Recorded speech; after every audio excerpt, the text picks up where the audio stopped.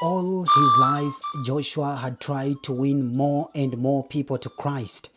He was a man who, even at his age, had tremendous energy, and he had thought that he was succeeding. Indeed, at first he had succeeded. Many had come to him. Many had been baptized. And had he not been responsible for persuading elders to take their sons to Syriana to hear Christ's word and get the white man's learning? But now fate seemed to be working against him. Many of those who had enthusiastically gone to him had slipped back to their old customs and rituals. Many had gone back to take a second bride. Not that Joshua saw anything intrinsically wrong in having a second bride. In fact, he had always been puzzled by the fact that men of the Old Testament who used to walk with God and angels had more than one wife. But the man at the mission had said this was a sin, and so a sin it had to be. Joshua was not prepared to question what he knew to be God inspired assertions of the white man. After all, the white man had brought Christ to the country. What worried Joshua was not just that many people had returned to the cursed things of the tribe like circumcision. He had even been able to come out triumphant over Mudoni's rebellion. The rise of WAIYAKI as a young intelligent leader of the tribe was the menace. Now that many schools had been built through the efforts of WAIYAKI, more of his sheep might go to join WAIYAKI's flock out of sheer necessity. Fearing this, Joshua got the men at the mission to let him and the other faithful ones build a school or two where children could learn before they were sent to Syriana. The two schools, one in Makuyu and the other one near Ngenia, were making good progress. In time, they will form a stronger challenge to WAIYAKI. The large gathering at Kameno had surprised many. It had made Joshua realize more than he had ever done before that the forces of Satan were strong. Since that meeting, entry into Kameno, the stronghold of the devil, seemed vital. A soldier of Christ had nothing to fear. So a meeting of Joshua's followers and anybody else who wanted was arranged in Kameno. The rally was held on a Sunday. Many Christians from the neighboring hills attended. Some came from very far, for news of the meeting had been well spread. They sang, praised, and prayed. Joshua preached with so much vigor and energy that many later said that he had been speaking with the tongues of angels. Others said that the angel of the Lord had appeared unto him, while still others thought it was Mary who had spoken to him. A few people were converted. That was a good beginning. For the first time in Kameno, there was a group of Joshua's men. No doubt, more would follow. This was a challenge to the elders and those who upheld tribal institutions. WAIYAKI saw the meeting. He saw the converts gather and praise. All this was visible from his heart, whose door faced the place. WAIYAKI could not tell his own feelings concerning the open challenge. Maybe he was indifferent. After all, he himself loved some Christian teaching. The element of love and sacrifice agreed with his own temperament. The suffering of Christ in the Garden of Gethsemane and his agony on the tree had always moved him. But he did not want to betray the tribe. Yet, had he not actually betrayed it? He had wanted to bridge the gulf between Joshua and the others. For what? He had not stopped to answer the question. The feeling that this was in a way his mission had come to him before the meeting that marked the height of his glory. And he had been training himself for this mission, end the Kameno-Makuyu feud and bring back the unity of the tribe. Yet when the appropriate moment came, he had failed. He had become intoxicated with wonder, anger, and surprise and lost himself. The moment had come. The moment had passed. Had he remained calm, he would have spoken outright for reconciliation. Another time. Next time. WAIYAKI always told himself when these moments of self-blame came, and in a way he was glad. Education was really his mission. This was his passion. He needed help and cooperation from all, even from Joshua and Kabonyi. They called him a savior. His own father had talked of a Messiah to come. Whom was the Messiah coming to save? From what? And where would he lead the people? Although WAIYAKI did not stop to get clear answers to these questions, he increasingly saw himself as the one who would lead the tribe to the light. Education was the light of the country. That was what the people wanted. Education, schools, education. He did not see any connection between his education mission and what the Kiyama was doing. He just wanted all the people to get learning, and unity was the answer. But sometimes he was afraid. Joshua and his followers were now completely identified with the white men. And now, with this outright boldness of Joshua, this naked challenge, he could not tell what would happen. What will the Kiyama do? He had resigned from the Kiyama and he did not know what the inner circle under the leadership of Kabonyi would be up to. In a way, it controlled the secrets of the hills. Kamau had taken WAIYAKI's place. His name had in fact been suggested by WAIYAKI. Was this an act of appeasement? WAIYAKI did not know. All he wanted was to concentrate his attention and energy on the mission he had undertaken. The Kiyama could look to the purity of the tribe. Again, WAIYAKI watched and saw the Christian gathering. He was much interested in this human spectacle. A thought came to him. Nyambura might be there. His heart beat a little. He always felt excited at the thought of seeing her. The more he thought of her, the more he knew that he loved her. This was strange for WAIYAKI. He had never shown much interest in women. His whole idea of living and purpose in life being concentrated on the service to the tribe. Though they met rarely, each time he was with her, he wanted to tell. But he thought that she would turn on him and shame him to himself. No, he could never risk this. There was a gulf between them and he always felt foolish while he stood in front of her. WAIYAKI left his hut and went out, taking the opposite direction, leading away from the meeting place. After a distance, he turned to the left and began walking toward Honya River. A group of people going toward Kameno passed near him and went on. They were going to the meeting. Again, he turned to the left and began walking along the river. The sun was not very high in the sky. The shadows of trees were long and close to one another. Honya River flowed on. On. WAIYAKI moved slowly, yet as if he were going to a definite place. Suddenly, he stopped short. His heart gave two quick beats. He had seen Nyambura. Nyambura was not happy. Each day that she spent in her father's home seemed a greater weight added on to her. Her heart was restless and she knew that nothing at home would satisfy her. Every day she thought more and more of WAIYAKI. Her happy moments being those when she was with him. She was proud of his fame and at times she felt as if she shared it. She nursed this in her heart and clung to it as if the fame were hers. Yet his name, like Muthoni's, was never mentioned in her home. But she always longed to see him, to hear his voice. They had met on few occasions and always by accident. Why could she not feel free to meet him anywhere? Free to go out and see him? Day by day, she became wary of Joshua's brand of religion. Was she too becoming a rebel? No, she would not do as her sister had done.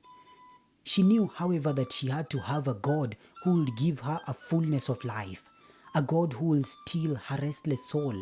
So she clung to Christ because he had died on the tree, love for all the people blazing out from his sad eyes. She wished he could be near her so that she might wash and dress his wounds. She envied Mary, the Mary who had anointed the feet of Christ with oil. She prayed to him. He must not leave her. Even this did not always satisfy her, and she hungered for somebody human to talk to, somebody whom she could actually touch and feel, and not a Christ who died many years ago, a Christ who could only talk to her in the spirit. If only she could meet WAIYAKI more often, if only he could stay near her, then Christ would have a bigger meaning for her. But WAIYAKI was becoming important, and he was on the other side. Perhaps they would remain like that, a big, deep valley separating them. Nyambura knew then that she could never be saved by Christ, that the Christ who died could only be meaningful if WAIYAKI was there for her to touch, for her to feel and talk to. She could only be saved through WAIYAKI. WAIYAKI then was her savior, her black messiah, the promised one who would come and lead her into the light. Muthoni said she had seen Jesus. She had done so by going back to the tribe, by marrying the rituals of the tribe with Christ, and she had seen him through suffering. She had been circumcised and said she had become a woman. Nyambura too wanted to become a woman, but she could only be so if WAIYAKI talked to her, if he stood near her. Then she will see Christ. Nyambura lived with her doubts. She will not recognize her feelings toward WAIYAKI as love. She told herself she did not love him because she did not feel toward him as she felt toward her mother or Muthoni, but she saw him as something big, firm and sure. If the earth collapsed, she could hold on to him and be safe. Sometimes she cried and asked God to forgive her. She still wanted to remain true to her father. She would obey him. After all, WAIYAKI was too far away from her, and he did not care for her. He was a teacher, a big leader. The only objects of his efforts were the many children all over the country who were now going to school. What then? Will such a man care for her? A man who had big things to think about? Will such a man associate himself with a girl who was not circumcised? A girl whose father led the other side? At such times, she prayed that she might be true to her father. It was good for her to stay with him, to obey him, instead of venturing into the dark unknown. Nevertheless, she was wearied, and going to church was becoming a burden to her, especially in the company of her father. So she was always left behind, and she could walk slowly. Sometimes she will not go to church at all, and instead she will go to the Honya River. There she will find peace. There she prayed to God and remembered her sister. Today she had felt depressed. She will not go to the meeting till she had passed through her favorite spot. She did not find any peace. But she knelt down, and while the river murmured down its course, she prayed with all her heart that she might find the peace and light she longed for. A pleasurable numbness dulled WAIYAKI into immobility. He did not move, but leaned against a tree and watched the apparition. The girl was on the opposite bank, in a flat clearing, hidden a little by small bushes.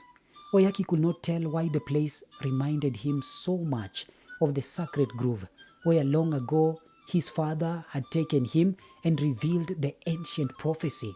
This place she was in was sacred too. Nyambura seemed to be bending over something, and WAIYAKI watched, held by the desire to possess her. He moved a little. He could now see her clearly. She was kneeling down in a praying posture. He was fascinated. A kind of holy light seemed to emanate from her body. The place will forever remain sacred to him. A few yards away from here was the place where he had sat long ago when being circumcised. It was this place where he had shed blood, red blood, as if it were needed to propitiate angry spirits. When WAIYAKI realized she was praying, he was moved. It was very strange, and as he watched, he experienced a frightening sensation, as if she and her were together standing on an altar ready for a sacrifice. A grave atmosphere seemed to envelop the whole area, and Wayaki seemed to go away. He would not see her. No, not now. All he wanted was to run away from this, for he could not face it. He was confronted with a might, a presence far beyond, and he now felt her beyond him on the other side. He made as if to move away unseen, but the dry crack of a broken twig betrayed him. She raised her head and saw him. Wayaki stood and looked at her. Nyambura still knelt. Their eyes met and they did not utter a word. Nyambura was afraid of the intense excitement that possessed her. Then Wayaki made as if to move again, now feeling afraid of her, as if the intense glare in the eyes will destroy him. He wanted to shake off that power she now exercised over him on this altar of sacrifice. But her excitement was growing to a breaking point, and she spoke to him, forcing herself to be calm. A note of defiance and challenge was discernible in the voice, and Wayaki saw that she had been crying. Don't run away, teacher, she said. A pleasant shock went through Wayaki and made his body hot with desire. She had actually called him teacher, a name no follower of Joshua would call him. Was there a mocking laughter in the voice? He could not tell. He waited for her patiently. Where are you going? She asked him when she had crossed the river. Wayaki felt confused. The question wrung the truth out of him. He had wanted to go round and sit in a place where he could watch the meeting at a distance. The hope of seeing her. I was just walking. I like the river, the bush and the trees. I am going to the meeting. I thought you would already be there. It was a surprise to see you. I just wanted to pass through here. A pause. Then she laughed, a little nervously. You see, I also like the river, the bush and the trees. That is my favorite spot. Do you often come here? Sometimes I do. Not very often. Wayaki was quiet. Another silence fell between them. His whole body was on fire. My sister was initiated there, she said abruptly. She made him feel guilty. You still remember her? How can I forget her? I loved her. Were you only two in your family? Yeah, now I am alone. I am also alone in my family. All my sisters are married. The youngest, whom I loved most, died a long time ago.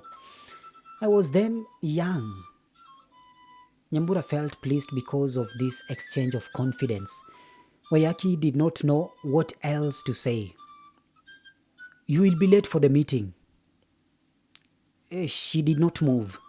Then quietly, as if speaking to herself, she said, she was brave, very brave. Do you remember her? I do always. Her last words? Yes. And Wayaki's mind went back to that scene a few years back when they had carried Muthoni to Siriana, and he remembered her frail body, her black shining eyes, and her last passage. Tell Nyambura, I see Jesus. Now he could see her again clearly, and he remembered her agony. Wayaki always felt that Muthoni had found something that filled her soul and made her endure everything. Muthoni had tried to find salvation for herself, a surer ground on which to stand. Where did he stand? The yearning came back to him, expressing itself in slow but mounting waves of desire, and he fixed his eyes on Nyambura, and for a moment thought he could see Muthoni the night when they had met in the darkness on the eve of the initiation. He took a step toward Nyambura and stood close to her. He took her right hand in his and at once burst out, Nyambura, I love you. It was really a whisper. Nyambura saw the light in his eyes, and for a second she was afraid. She could not believe her ears, but it was good that he loved her. She wanted to fall into his arms, still she feared.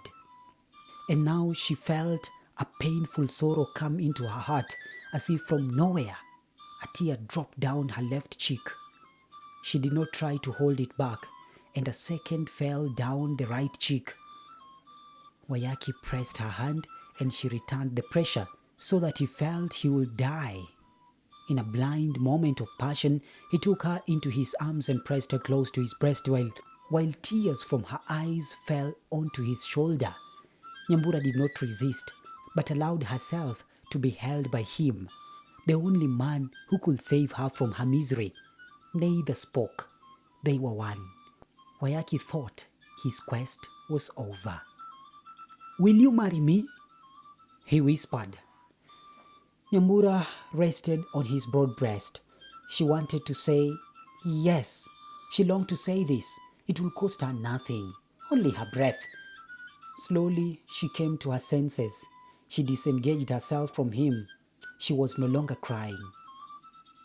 "Oh, tell me," implored WAIYAKI, hope and fear mixing together. There was another silence. "No," she said at last faintly. It cost her a lot of effort to whisper this, but she knew she had to. It was impossible to marry him unless she rebelled. She didn't want to rebel like her sister. WAIYAKI felt hurt. "And why? Don't you love me?" "I do," her heart said. "But can't you see we cannot marry? Can't you see?" Aloud she said. "Father will not allow it. And I cannot disobey him. He knows that we have met before, through rumors." He was looking aside now and could not see the tears that flowed freely down her face. If she continued, she would sob. It was better for them to part. But she wanted him, and it was painful to her that she had to leave. Quickly she moved away before it was too late. She left him standing in the same position, staring at the same place. It pained her all the more, and she stood irresolutely. She knew she had to go. Nyambura! Nyambura! Nyam... Oh, she was gone. What had he wanted to tell her? He traced his steps and went home, seeing nothing, feeling nothing. He just walked. Kamau came out of his hiding place. His eyes and soul burned with malice. He'll suffer for this, and his accumulated fury rose again against WAIYAKI. Kamau had never forgotten that incident when WAIYAKI had humiliated him in the plains. He will never forget the wound.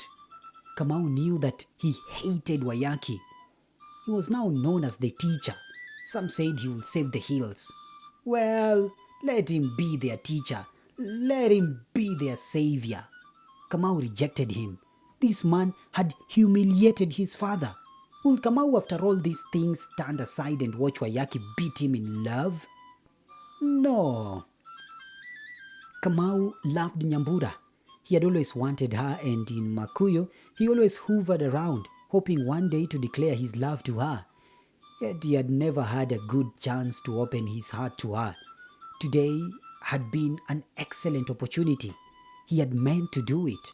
He would have told her all about himself, and he was sure that she would have agreed to run away with him to Nairobi.